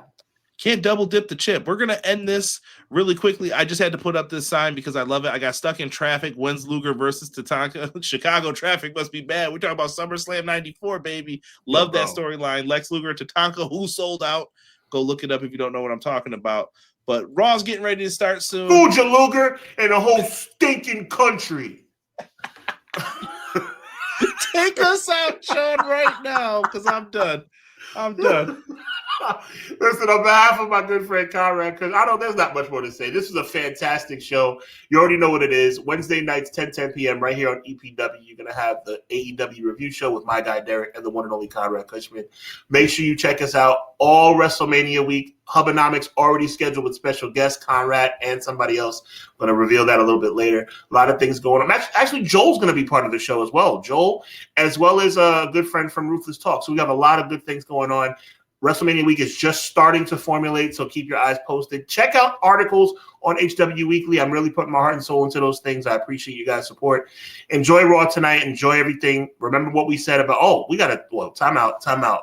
MJB with a 1999. We got to come back on the air for that one, bro. Yeah, hold on now, player. Yeah, we're not going out like that, bro. Yo, thank you for the $20 super chat, MJB. I definitely don't miss the days of paying $69 or $79. Absolutely not. The last one I paid for was the Royal Rumble in 2011, 2012. Hunter and Creative better get creative. In the words of Stephen A. Smith, this is blasphemous. You know what? Just for that, MJB, I'm going to give you one more from SummerSlam 94. You ready? Let me tell you something, Bulldog. I don't know what the hell you were doing getting in the ring. That's not your family. That's my family, Bulldog. Take me out again. All right. We appreciate it, MJB and everybody. Conrad and Derek, Wednesday night. Hubbonomics, WrestleMania week. A lot more stuff, WrestleMania week. And obviously 605 right back here next Monday night for Clash of the By God podcast. So on behalf of my good friend Conrad Cushman, my name is Sean Hubbard. We are HW Weekly. We are EPW, and we are Clash of the Podcast. Until next time, God bless, be encouraged. Evil never prevails.